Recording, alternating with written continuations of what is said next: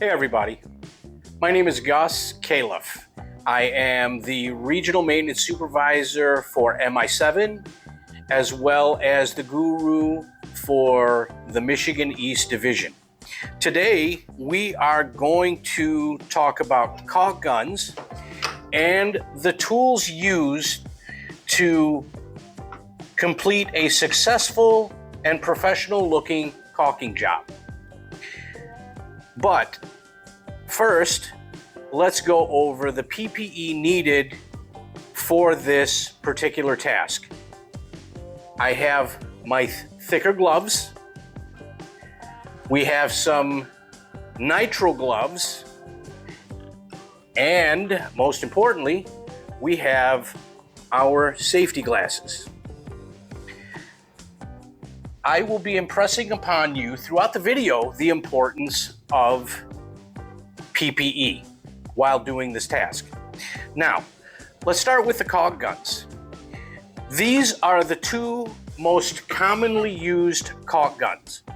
One is the smooth rod, also known as the no drip caulk gun. The other one is the less expensive ratchet caulk gun, which works in set increments. Now, we are going to talk thrust ratio. For those who don't know what thrust ratio is, in its simplest terms, thrust ratio measures the force applied on the tube piston with each trigger pull. So this particular caulk gun has a thrust ratio of around 5.1. Now, this caulk gun is really good for thinner materials like acrylic latex and some silicones because it's a lighter material. So the thrust ratio for a latex caulk would be around 5:1, which means for every pound that I put on the trigger, 5 pounds of pressure is put on the piston. So if I put 2 pounds of pressure, then it becomes 10 pounds of pressure on the tube. With the smooth rod caulk gun, it has a higher thrust ratio. For thicker materials like liquid nail. Liquid nail requires a thrust ratio of 10:1. So that means every pound that I put on the trigger, it's going to put 10 pounds of force onto the tube.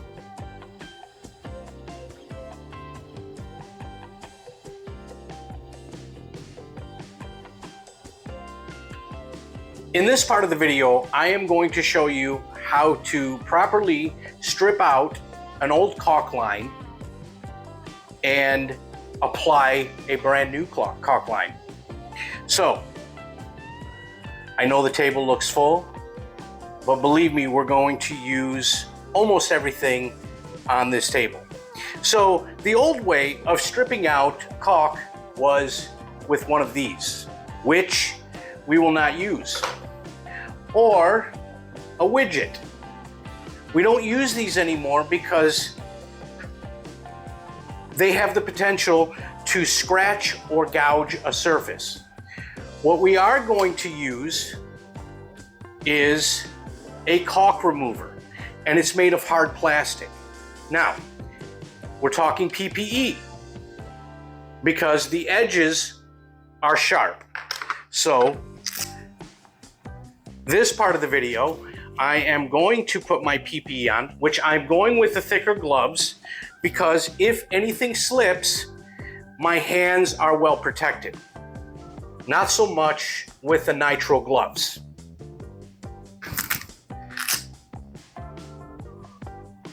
Okay, I know you can't see me, but I do have my safety glasses on and I have my thicker gloves on. So let's start taking out some of the caulk.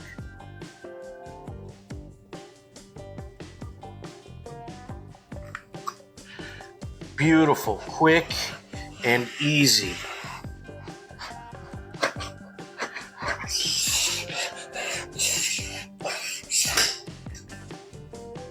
Love it. Are we ready to caulk yet? That would be a no.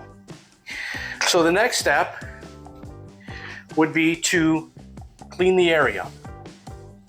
Get a small brush, even a paintbrush would work out just fine. Then, a cleaner. What's recommended is isopropyl alcohol or mineral spirits, but these heavy-duty cleaning wipes will work just as well. We're just cleaning up any foreign substance that may be in this area, which would affect the finish of our caulk job. So we make sure this is dry. Take a little bit of paper towel, wipe the surface down, make sure it's dry, so we can get a great adhesion. Now, before we start caulking, I want to show everyone a little trick that I picked up years ago. Your tip is cut at a 45-degree angle. Sometimes when you're caulking, the tube will shift on you and you lose sight of that 45 degree. So what I like to do is mark a little line with a permanent marker on top.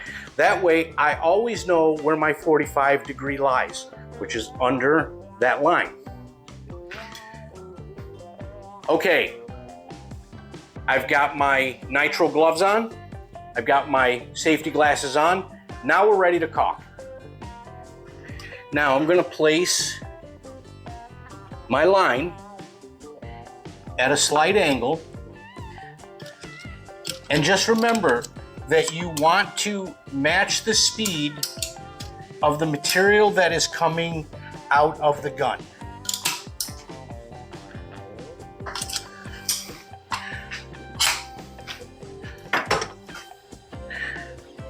Now the caulk has been applied. Now we're going to smooth it out with a smoothing tool.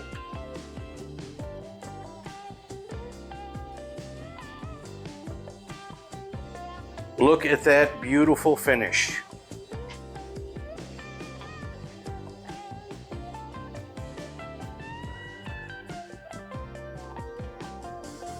Now that we have successfully caulked the kitchen counter, and by the way, it looks fantastic, we are moving on to caulking the base of a toilet. Why do we caulk a base of a toilet? A few different reasons. Any liquid that may spill from a sink, or if someone's in the bathroom and spills something, you don't want it going under your toilet, because that has the potential of creating bigger issues down the line. Also, it helps stabilize the toilet. If there was an install on an uneven floor, the caulk will help level that out and stabilize it, and helps it from shifting.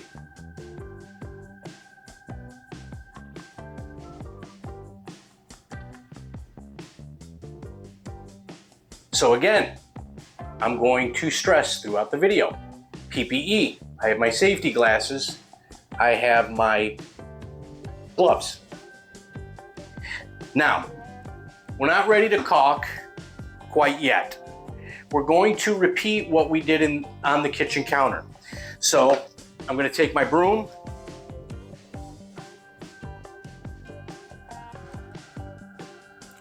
I am going to take my wipes,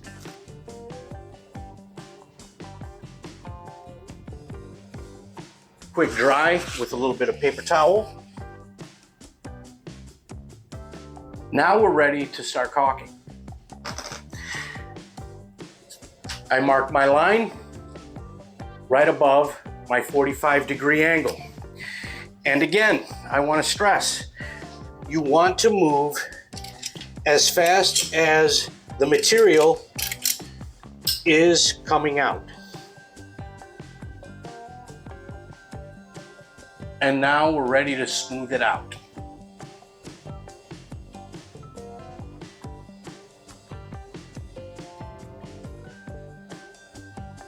Now, we know with silicone caulk how hard it is to work with.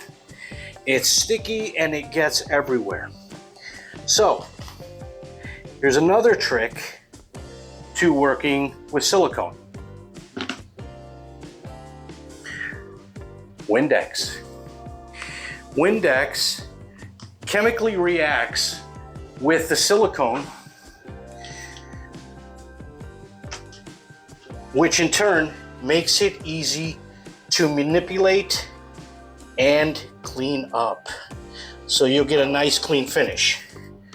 You don't want to put too much, you just want to mist it a little bit, and it makes the cleanup and the finish much nicer.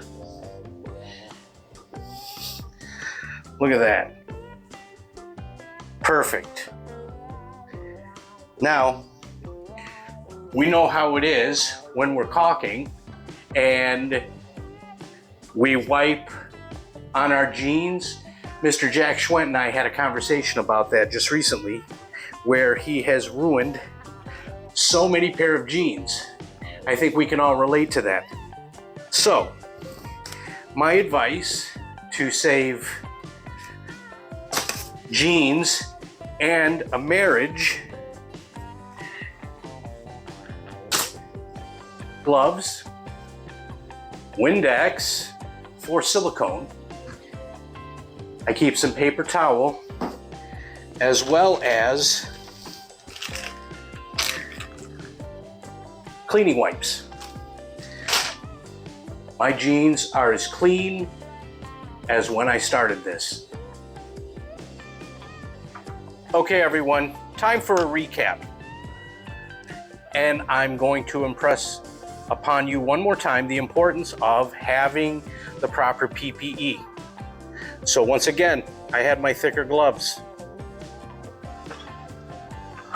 I had my nitrile gloves, and most importantly, my safety glasses.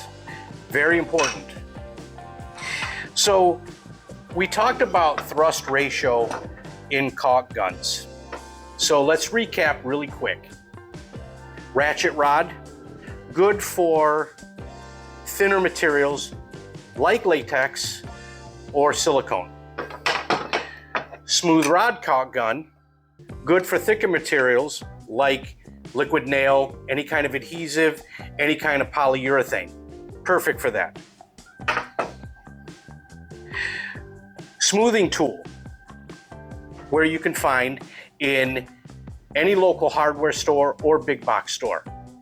That saves you from using your fingers and possibly wiping it on your jeans. Windex. Again, when using silicone, misting a little Windex on the silicone will allow you to manipulate and clean the silicone a lot easier than trying to clean it with your fingers or even a smoothing tool. Now, let's talk about storage of an open caulk tube. Now, with the kit of the smoothing tools come these rubber caps that you can get at your big box store. So the idea is to make them as airtight as we possibly can. But if you don't have access to that, all you need is a nail, a long nail, or a screw, and we want to drop it down into the caulk tube. But we're not done because it's still not really airtight. So what I like to do is take a piece of tape, go over top, and seal it. That way the caulk stays fresh and ready to use for the next job. I hope this information and these tips helped you, and I look forward to seeing you in the next video.